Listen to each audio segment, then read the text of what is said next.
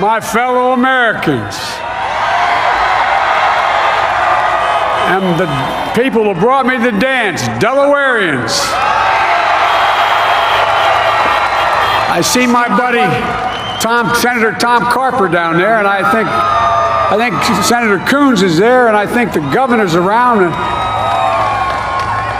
Is that Ruth Ann? And that former Governor Ruth Ann Minner. Most importantly, my sisters-in-law and my sister Valerie. Anyway. Folks, the people of this nation have spoken. They've delivered us a clear victory, a convincing victory, a victory for we the people. We've won with the most votes ever cast on a presidential ticket in the history of the nation. 74 million.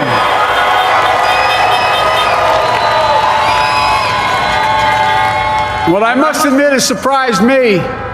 Tonight, we're seeing all over this nation, all cities and all parts of the country, indeed across the world, an outpouring of joy, of hope, renewed faith in tomorrow, bring a better day. And I'm humbled by the trust and confidence you've placed in me. I pledge to be a president who seeks not to divide, but unify, who doesn't see red states and blue states, only sees the United States, and work with all my heart, with the confidence of the whole people, to win the confidence of all of you. And for that is what America, I believe, is about. It's about people. And that's what our administration will be all about. I sought this office to restore the soul of America, to rebuild the backbone of this nation, the middle class, and to make America respected around the world again, and to unite us here at home. It's the honor of my lifetime that so many millions of Americans have voted for that vision. And now, the work of making that vision is real. It's a task, the task of our time. Folks, as I said many times before, I'm Jill's husband. And I would not be here without her love and tireless support of Jill and my son Hunter and Ashley, my daughter, and all our grandchildren and their spouses and all our family. They're my heart. Jill's a mom, a military mom, an educator, and she has dedicated her life to education. But teaching isn't just what she does, it's who she is. For American educators, this is a great day for y'all. You're going to have one of your own in the White House. And Jill's going to make a great First Lady. I'm so proud of her.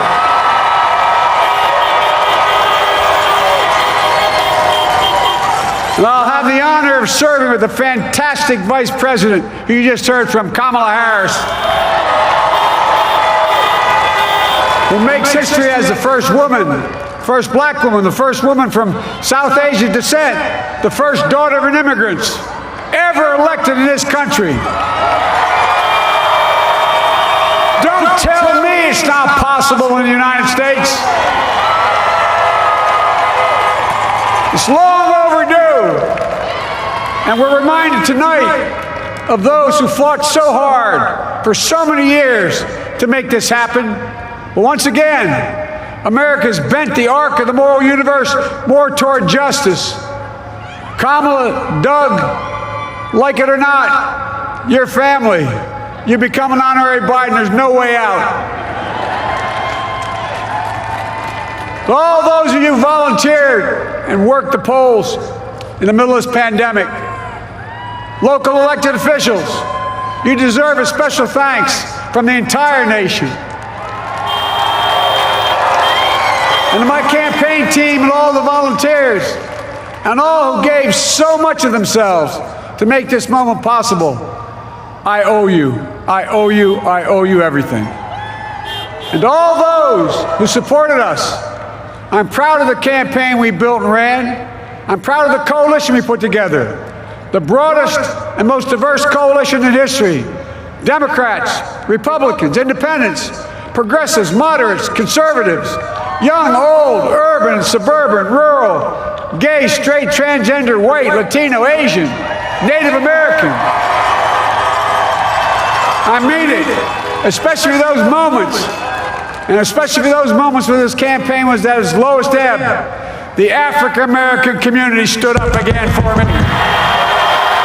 You've always had my back, and I'll have yours. I said at the outset, I wanted to represent this campaign to represent and look like America. We've done that. Now that's what I want the administration to look like and act like. For all those of you who voted for President Trump, I understand the disappointment tonight. I've lost a couple times myself, but now let's give each other a chance. It's time to put away the harsh rhetoric, lower the temperature, see each other again, listen to each other again. And to make progress, we have to stop treating our opponents as our enemies. They are not our enemies. They are Americans. They are Americans. The Bible tells us, to everything there is a season, a time to build, a time to reap, and a time to sow, and a time to heal. This is the time to heal in America.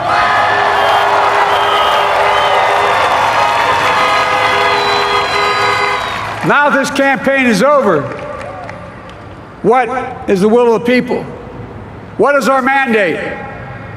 I believe it's this. Americans have called upon us to marshal the forces of decency, the forces of fairness, to marshal the forces of science and the forces of hope in the great battles of our time. The battle to control the virus, the battle to build prosperity, the battle to secure your family's health care, the battle to achieve racial justice and root out systemic racism in this country. And the battle to save our planet by getting climate under control. The battle to restore decency, defend democracy, and give everybody in this country a fair shot. That's all they're asking for, a fair shot. Folks, our work begins with getting COVID under control. We cannot repair the economy, restore our vitality, or relish life's most precious moments, hugging our grandchildren, our children, our birthdays, weddings, graduations, all the moments that matter most to us until we get it under control. On Monday, I will name a group of leading scientists and experts as transition advisors to help take the Biden-Harris COVID plan and convert it into an action blueprint that will start on January the 20th, 2021. That plan will be built on bedrock science. It will be constructed out of compassion, empathy, and concern. I will spare no effort, none, or any commitment to turn around this pandemic. Folks, I'm a proud Democrat, but I will govern as an American president. I'll work as hard for those who didn't vote for me as those who did. Let this grim era of demonization in America begin to end here and now.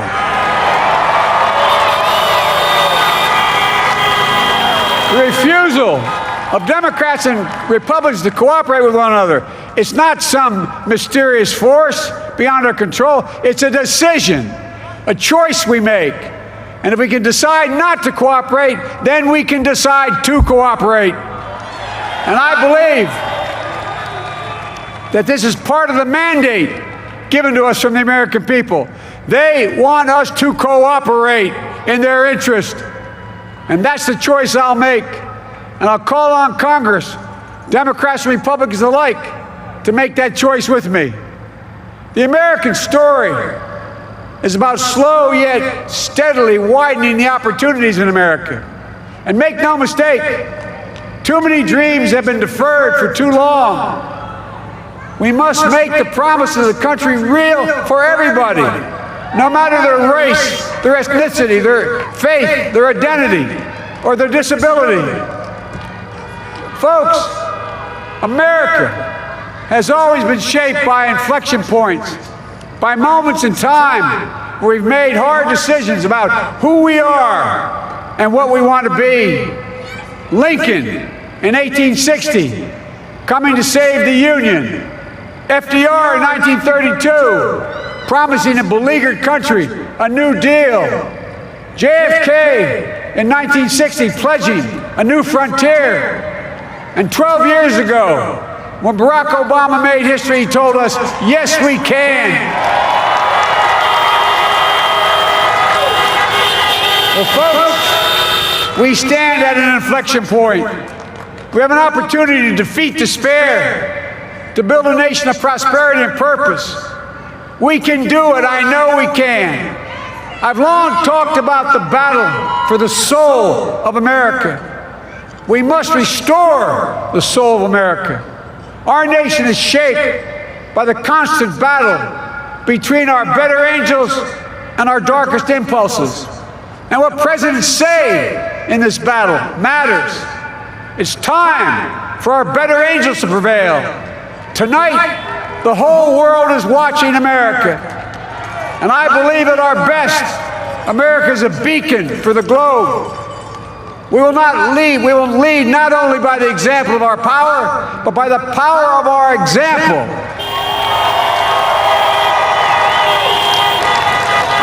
I've always believed, many of you heard me say it, I've always believed we can define America in one word: possibilities. That in America, everyone should be given an opportunity to go as far as their dreams and God-given ability will take them. You see, I believe in the possibilities of this country. We're always looking ahead to an America that's freer and more just, ahead to an America that creates jobs with dignity and respect, ahead of America that cures diseases like cancer and Alzheimer's, ahead to an America that never leaves anyone behind, ahead of America that never gives up, never gives in. This is a great nation. It's always been a bad bet to bet against America. We're a good people. This is the United States of America, and there's never been anything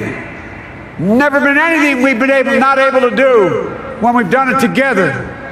Folks, in the last days of the campaign, I began thinking about a hymn that means a lot to me and my family, particularly my deceased son, Bo. It captures the faith that sustains me and which I believe sustains America. And I hope it can provide some comfort and solace the 230,000 Americans who've lost a loved one to this terrible virus this year. My heart goes out to each and every one of you. Hopefully this hymn gives you solace as well. And it goes like this: and he will raise you up on eagle's wings, bear you on the breath of dawn, and make you to shine like the sun, and hold you in the palm of his hand. And now together, on eagle's wings, we embark on the work that God and history have called upon us to do, with full hearts and steady hands, with faith in America and in each other, with love of country, a thirst for justice. Let us be the nation that we know we can be, a nation united, a nation strengthened, a nation healed. The United States of America, ladies and gentlemen, there's never been anything we've tried we've not been able to do.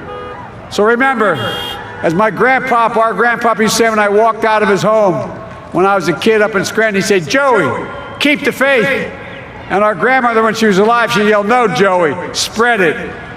Spread the faith. God love you all. May God bless America, and may God protect our troops." Thank you, thank you, thank you.